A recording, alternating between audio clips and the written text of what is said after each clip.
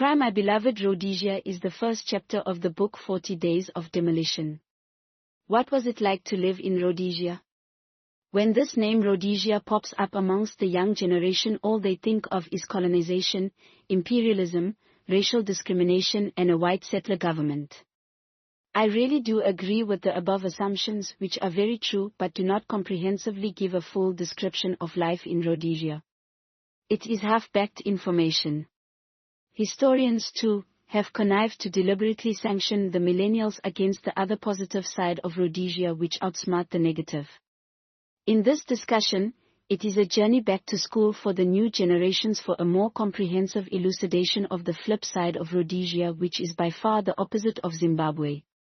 Millennials have the right to know about the bright side of Rhodesia which overshadows the dark side, something which ZANU-PF Mafia has been fighting hard to keep away from young generations. This is the significance. Rhodesia and Zimbabwe should basically refer to the same, but thanks to this gangsters club, it is a tale of two countries on the same landscape. The only common philosophy these two countries share is that they are two colonies on the same soil. Rhodesia was a British colony whilst Zimbabwe became a ZANU-PF colony. First and foremost, if the colony Rhodesia, which Ian Smith made the jewel of Africa, was paradise, then the ZANU-PF colony Zimbabwe, which the gangsters ransacked, is hell. A retrospective of Rhodesian administration as compared to the gangsters' administration cast a very worrying story. There is absolutely nothing to compare between the two nations.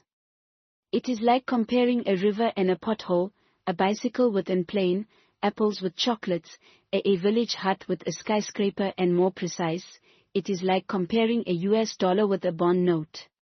A greenback is currency whilst a bond note was just a piece of paper with money images, newsprint to be precise.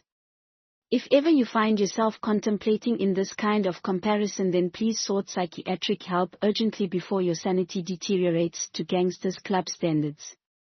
ZANU-PF's sanity is fractured beyond remedy. Those who had the privilege to live in Rhodesia cannot help but reminisce the times, and given the opportunity they would not waste a second to go back to Rhodesia. For starters, I would want to bring to attention ordinary bread and butter matters. In Rhodesia, everyone, both urban and rural communities, were able to consume bread every day during breakfast. Precisely, citizens had the luxury of choosing bread from various well-established bakeries such as Lobel's, London, Aroma, as well as Northwest bakeries, who used to produce my favorite farmhouse loaf.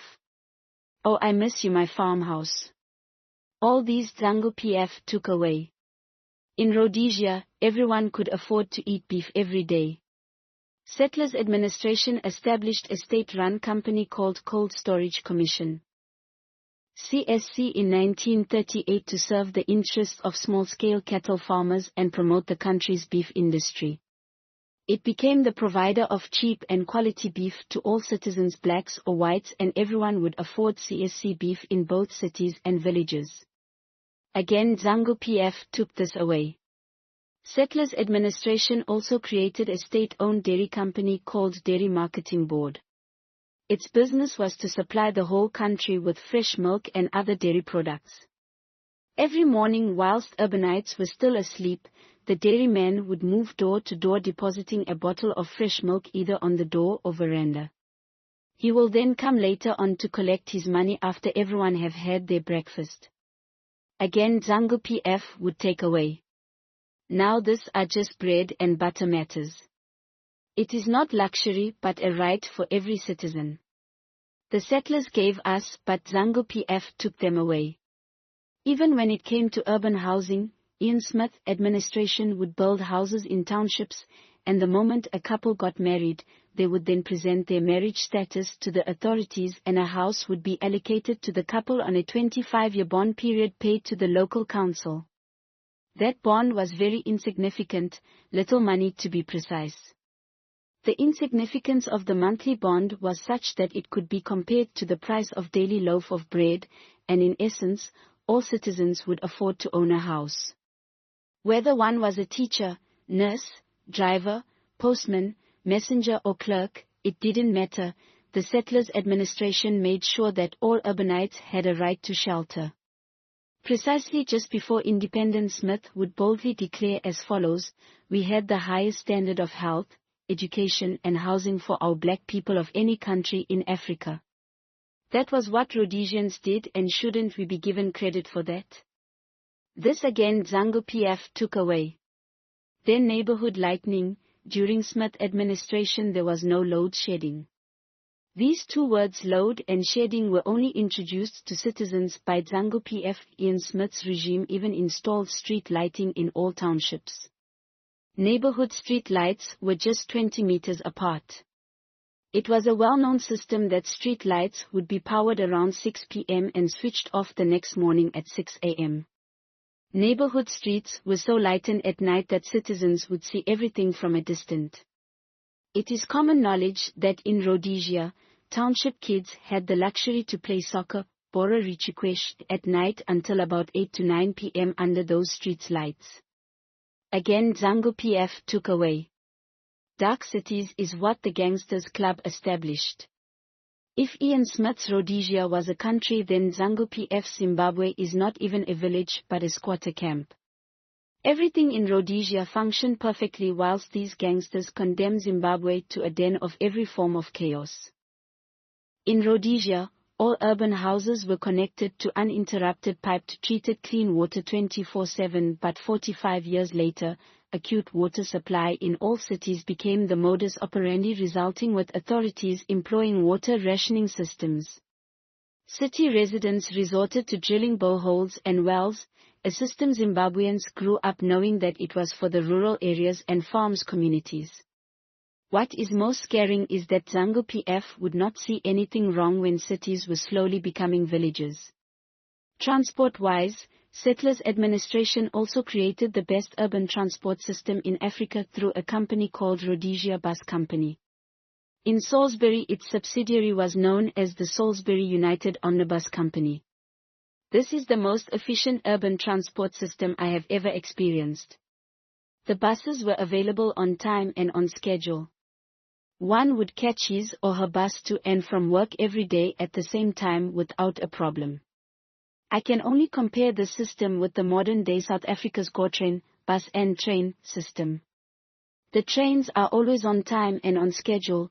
The buses which connect to and from the train stations also operate on schedule. Regardless of the numbers, if the bus was scheduled to depart at 11 o'clock, it would do so even without a single passenger on board. Again ZANU-PF took this away. Zimbabwe's urban transport was so organized such that it conformed to workers' and scholars' timetables. Buses would follow fixed timetable which guaranteed that both workers and students would arrive at their places of employment or schools ahead of time. For instance, there were buses to ferry scholars to and fro particular schools at a particular time every day, and the same for workers. There were buses allocated to every township ferrying workers to various industrial zones every day and on time.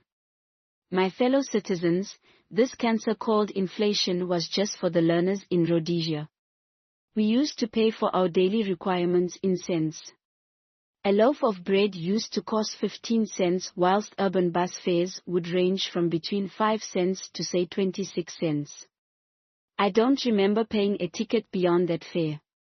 Also inscribed herewith was a typical bus ticket in 1982. Apart from the organized orderly urban commuter transport system, Rhodesia's private taxi system was a marvel to watch. The then Renault 4 and Datsun 120Y from Creamline, Rixie and A1 were so organized and efficient. I vividly remember Rixie call number 707707, it was more like some kind of anthem. Again ZANU-PF took away. As for communal transport, Rhodesia had reliable and efficient bus system. Interestingly, this rural and long-distance transport business was dominated by black businessmen. I remember the following operators who plied rural routes with efficiency: Modern, Chivero, Ruredzo, Matambanadzzo, Nyamweda, BNC, Shoeshine, Rutendo and many others. Though these operators were not following specific timetable like what urban transporters did, but commuters were certainly assured that there were 1 or 2 buses for a particular route at a particular time. That was given. Rhodesia also had very efficient rail service.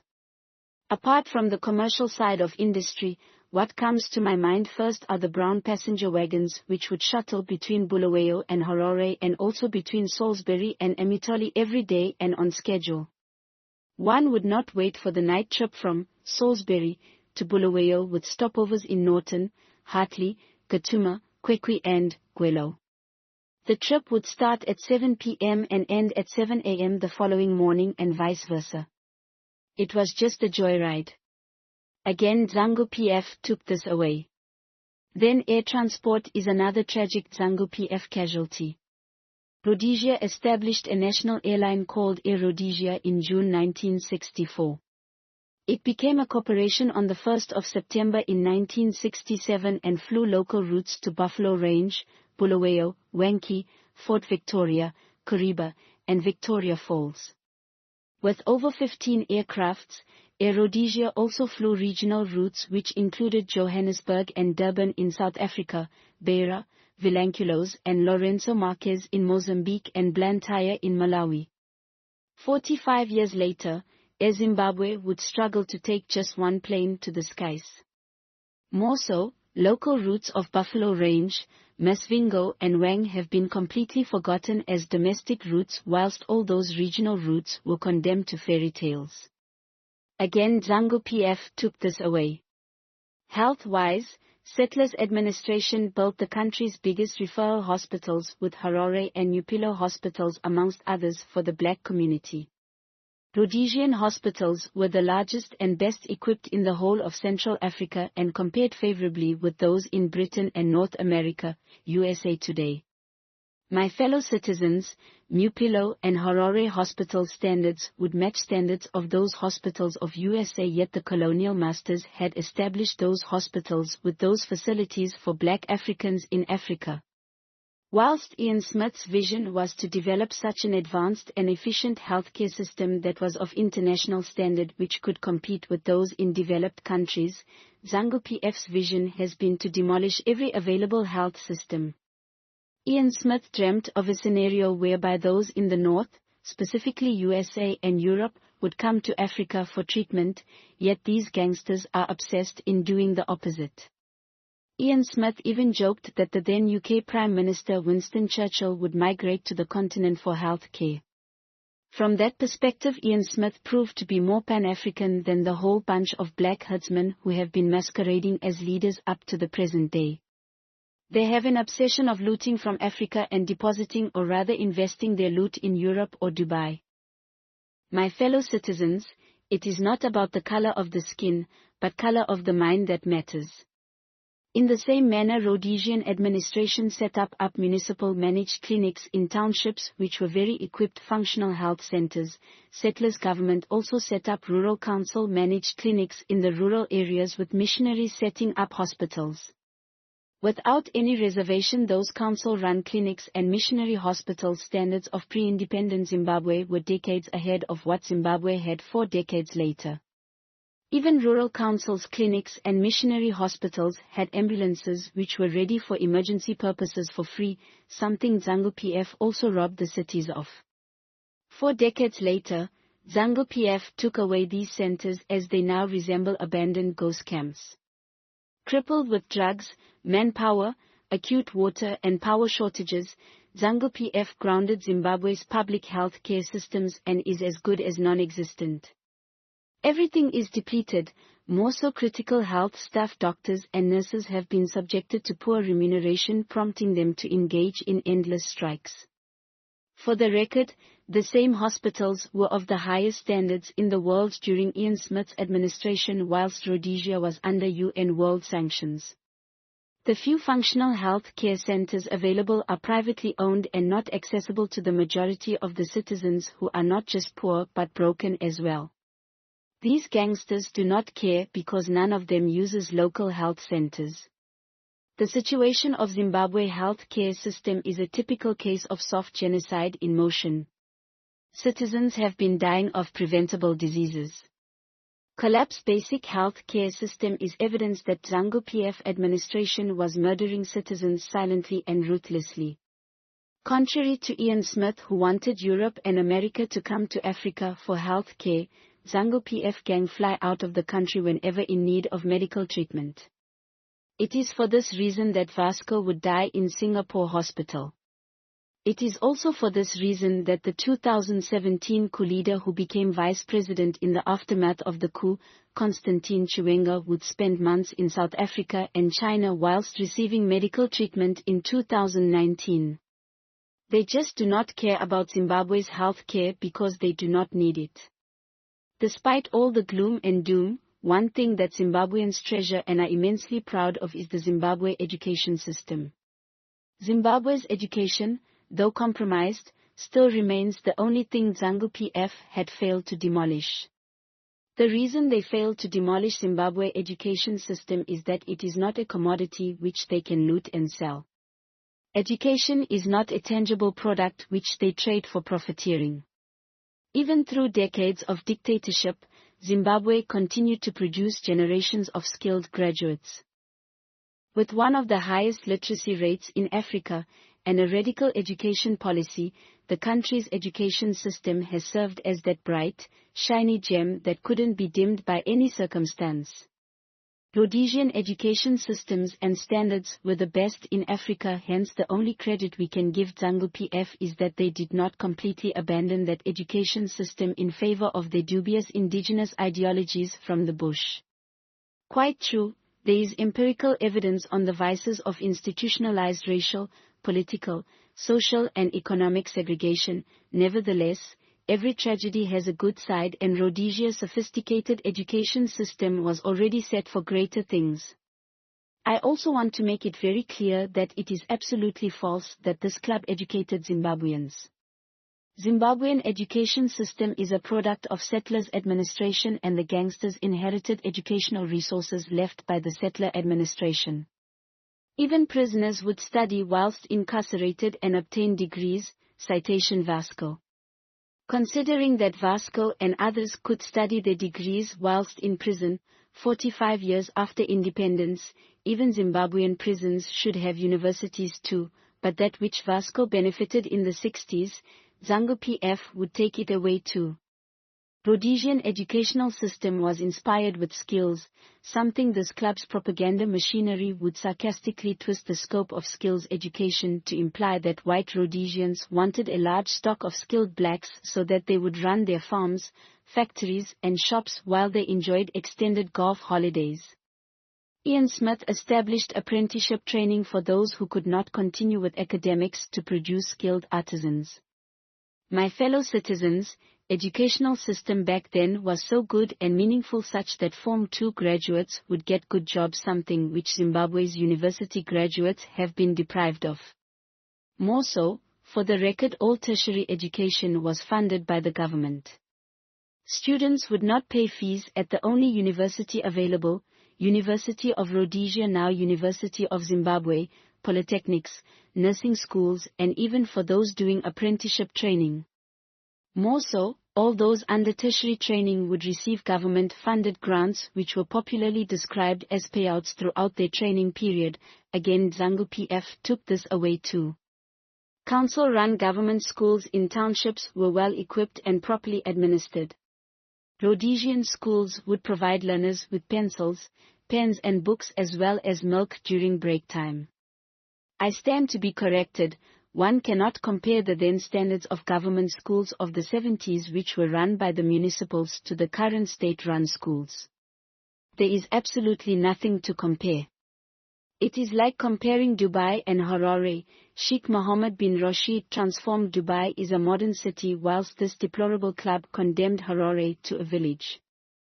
As missionaries set up missionary schools in rural areas, Rhodesian government set up government schools in townships which were run by municipalities. Quite true, more schools were built after independence. There is absolutely nothing substantial to credit ZANU-PF for. It was an obvious occurrence that was always going to happen with whoever who would have won 1980 elections, including Ian Smith, Abel Muzarewa or Joshua Komu. What happened was just an expansion program, something that is expected to happen in a normal situation. What makes Zimbabwean education gold is not the number of schools. You can have 1 million schools, but with mediocre teaching content, mediocre teaching practices, mediocre syllabus system and mediocre standards, you will certainly produce mediocrites. It is the system and curriculum of the Zimbabwean education which separates Zimbabwe from most of the African countries. That system is not a product of ZANU-PF. It was there well before this club was formed, and all that these gangsters did was just inheritance. It is a British system of education including its curriculum. If anything else, then rafts of controversial changes to the curriculum stalled down the country's education growth and almost sent the whole system crashing down. Though the standards remained high, Zimbabwean education service delivery was severely compromised, as such suffered immensely in the hands of this club. Just like the case with Zimbabwe's health sector, teacher welfare became extremely deplorable. Educators lost value and their moral degradation became a direct attack to the whole education system. In the same manner, doctors and nurses would earn peanuts, teachers were subjected to earn shells. More so, Zimbabwe's education system was subjected to the biggest academic fraud of the times, the Grace Mugabe's doctorate. When Grace Mugabe was awarded the doctorate, not even one single person within the entire ZANU-PF club would find anything amiss with it. They all mutually conspired to agree with the madness and showered Grace Mugabe with praises, congratulating her for the doctorate drama of a false PhD. This really did not amuse many, since it became a normal ZANU-PF tradition to believe in things which never existed, magical or comical to be precise. History has it that this club has always been a group of really bizarre minds and a superstitious constituency which always believed in magical solutions, and for these reasons they all conspired to congratulate Gucci Grace for a doctorate she never studied. Even the so-called corruption police, the dubious Zimbabwe Anti-Corruption Commission, found nothing wrong with Grace Mugabe being awarded a PhD just after on 3 months of having registered for the program.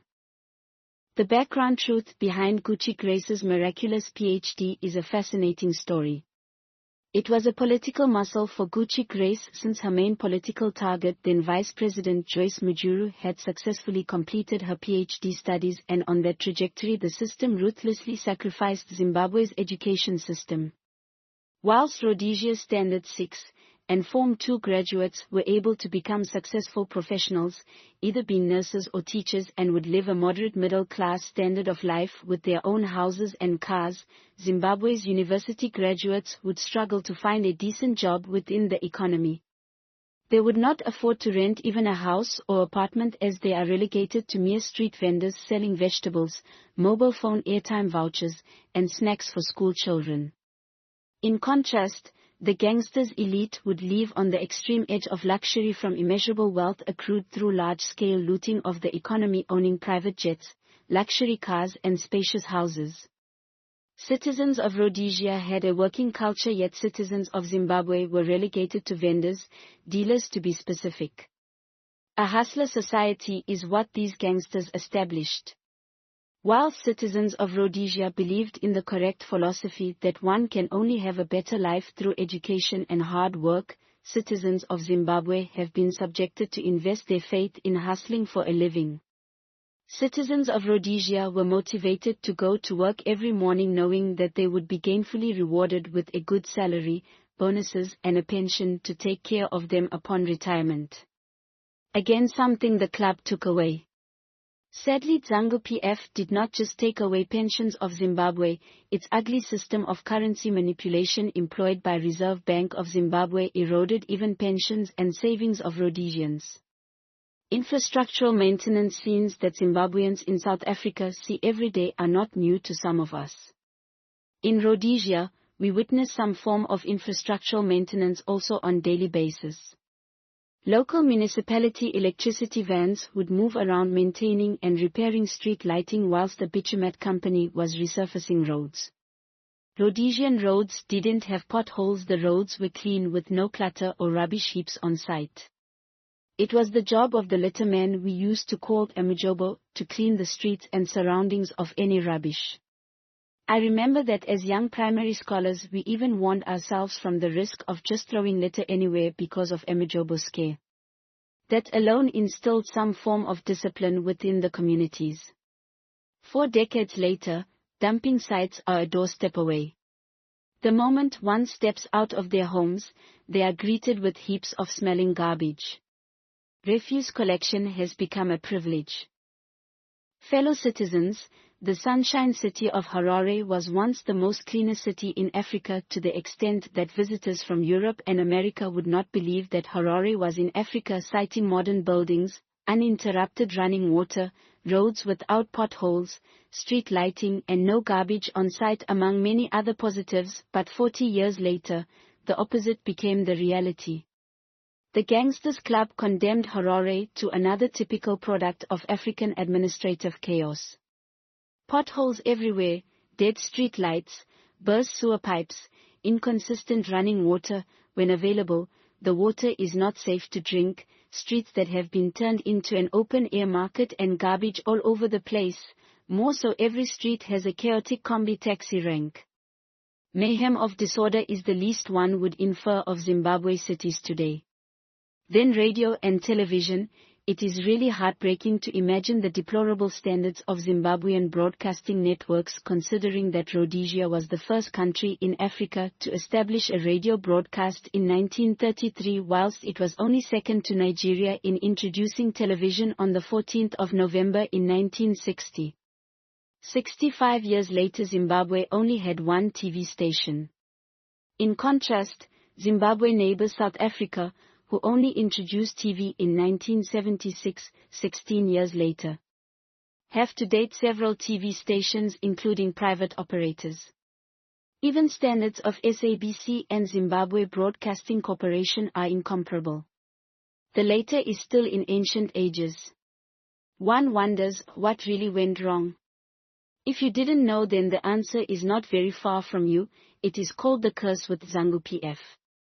In Rhodesia, most people would not even know sewage sites except for those who had family and friends working at those sites, but these gangsters brought sewages to homes. Sewage rivers replaced flowers at homes and were now running within the residential areas as if they were river streams. For the record, I am not obsessed with Ian Smith's quotes, but I cannot ignore the accuracy of his prophecies, which have since come to pass. He seemed like he was a real poet. If blacks are to rule themselves, people in towns will walk on sewage until they believe it's normal.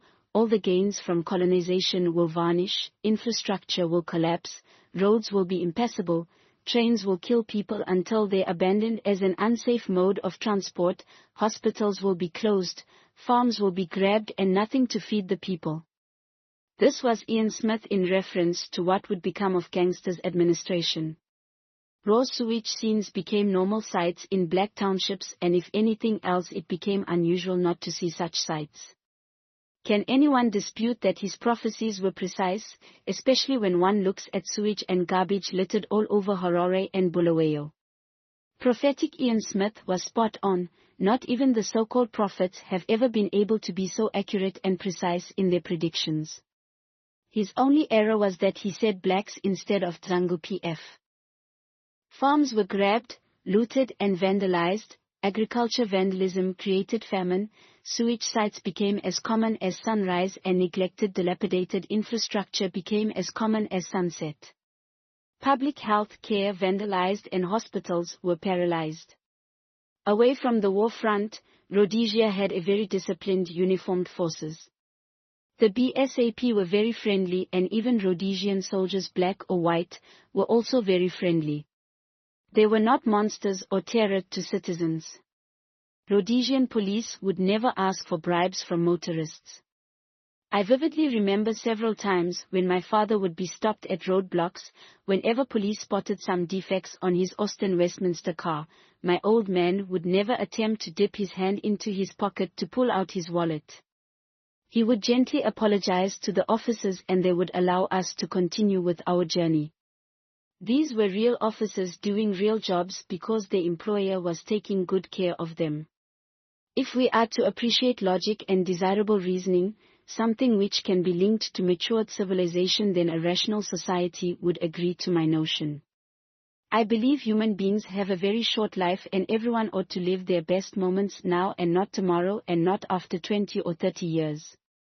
Citizens of this world should never be abused to dilapidated politics of future paradise, politics of future generations and also politics of race, that is absolute nuisance which belongs to the dustbin. We don't live our lives for future generations. Also, it is not about color of the skin but shade of the mind. Every generation has its own day and hence can fight its own battles. The current battle is ours, not for our children or grandchildren. We ought to live and enjoy our lives to the fullest whilst the sun shines, and the truth is once we expire there is no second chance to return back to this earthly world for another life. There is no next life and no second opportunity to live. Once we are dead, we are gone and we will not come back for another chance, so everyone has a right to have the best of the days under the sun unconditionally. I also want to categorically state that I am not a victim of colonial hangover, but Rhodesia was a country worth living. Rhodesia's African welfare program was remarkably superior to all of African, majority-ruled, countries or indeed any run by the British Colonial Office itself. If anything else, then ZANU-PF colonizers have proved to be a far much worse version of the erstwhile colonial masters. The gang destroyed 4 generations and Zimbabweans cannot afford to get into the 5th generation curse. I really disagree with Smith's government on just one thing, racial segregation, but away from the race discrimination, but I really adore everything that administration offered black Rhodesians. I make no apology. Though under World UN sanctions, Rhodesia was a well-managed and organized country with standards comparable to Europe and North America, USA today. We cannot discuss the issue of minority rule. It has no substance because even 4 decades later, ZANU-PF colony called Zimbabwe remained under minority rule.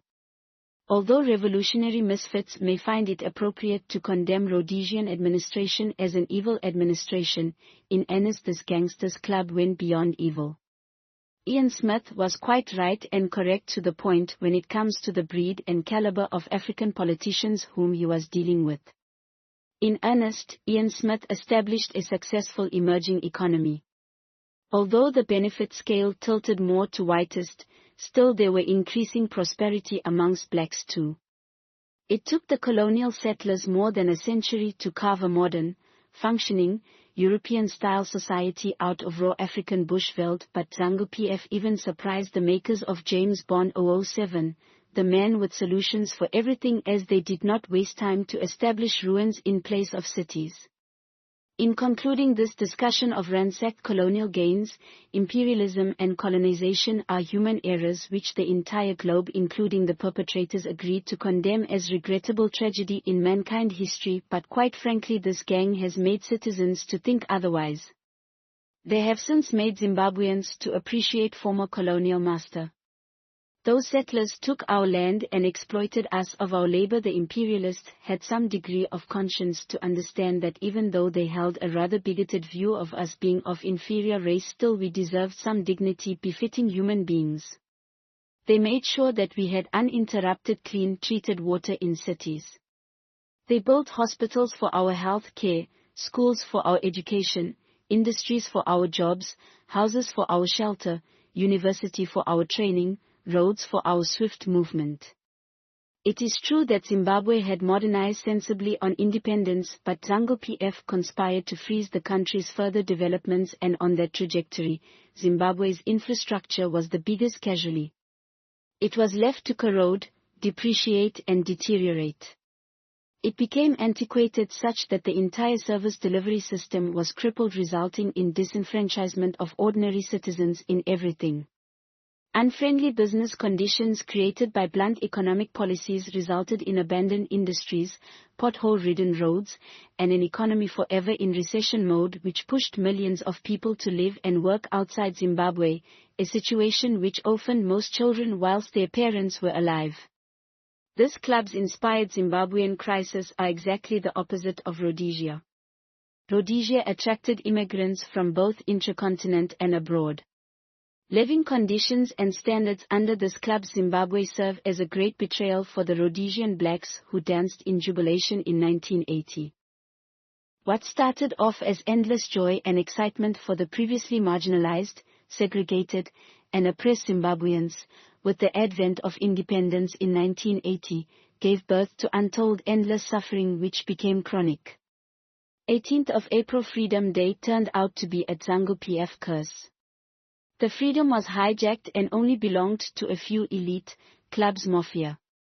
With most of the social amenities in the country as dysfunctional as the economy itself, condemning Zimbabwe to a fifth world country, a sober question would then be, which life was better for the majority of the ordinary citizens, colonial Rhodesia, or independent Zimbabwe? The answer is undisputable, colonial Rhodesia. If citizens had a foretaste of what Zimbabwe would become after 1980 elections, then no one has doubt that they would have voted Ian Smith. I would also want to bring this notion to clarity. Ian Smith and his government were not monsters as these gangsters sought to insinuate. The only error I can fault the former settlers with is only one: white superiority. Apart from separatism, the Ian Smith's administration gave African Rhodesians decent lives during his 15-year rule, something these gangsters never attempted to do in 45 years in power. The truth is that this club never sought to govern an independent Zimbabwe but to grab power from the white minority so that they could plunder that which Rhodesia established. On March 20, 1976, this is what Ian Smith had to say in a televised speech: "I have said before, and I repeat, we are prepared to bring black people into our government to work with us. I think we have got to accept that in the future Rhodesia is a country for black and white, not white as opposed to black and vice versa. I believe this is wrong thinking for Rhodesia. We have got to try to get people to change their line of thinking if they are still thinking like that. This is outdated in Rhodesia today. I don't believe in black majority rule ever in Rhodesia, not in 1,000 years. I repeat that I believe in blacks and whites working together. If one day it is white and the next day black, I believe we would have failed and it will be a disaster for Rhodesia." Once more, this was really prophetic as much as it was poetic, and it came to pass. From this speech there is no racial sentiment in it, but a man who was talking of an inclusive nation and an inclusive administration. Ian Smith dreaded the emerging system of gangsters government from the bush with no administrative skills of running a state. In that speech it is clear that Smith was merely saying that neither race should rule exclusively, including whites. Ian Smith accurately and correctly predicted that exclusive black majority rule, without the participation of experienced whites, would spell disaster for the country, and the result is there for all to see 4 decades later. Smith demonstrated his intention to have an all-inclusive administration of Rhodesia when he included 3 blacks in his cabinet as back as in 1976. It was inevitable that the country was heading for disaster under raw, untrained guerrillas coming from the bush. This was a group of people whose only known skill was activism and terror attacks. The truth of the matter is that diversity was needed for growing Zimbabwe, black and white diversity. Unfortunately, most people were made to focus on the part which Smith mentioned, that "I don't believe in black majority rule ever in Rhodesia, not in 1,000 years," but failing to consider or grasp the main scope of Smith's statement. From that speech, it is evidently clear that Smith was trying to articulate a proven fact that the breed of black revolutionaries of the 60s and 70s were not competent enough to run successful administrations on their own, something Africa had overwhelming evidence to that effect. The man was speaking based on facts, history and statistics, albeit all African countries that fell into the hands of liberation movements ended in dilapidation mode. The demolition of Zimbabwe by this group of ZANU-PF barbarians graduates from an uncivilized school is the reason why the developed world believes that nothing functions in Africa. It is also another reason why they have no respect for these African herdsmen masquerading as leaders, who then would blame them. This is where I strongly believe that Lancaster House settlement failed Zimbabweans. Lancaster House Constitutional Conference had facts and history at its disposal on how inexperienced black revolutionaries had failed independent African states. This history included earlier independences, among them Guinea on the 2nd of October 1958, Madagascar on the 26th of June 1960, Nigeria on the 1st of October 1960, Rwanda on the 1st of July 1962, Uganda on the 9th of October 1962, Kenya on the 12th of December 1963, Malawi on the 6th of July 1964, Zambia on the 24th of October 1964, Lesotho and on the 4th of October 1966. All these countries took over functional systems established by settlers, and turned all of them into failed chaotic states.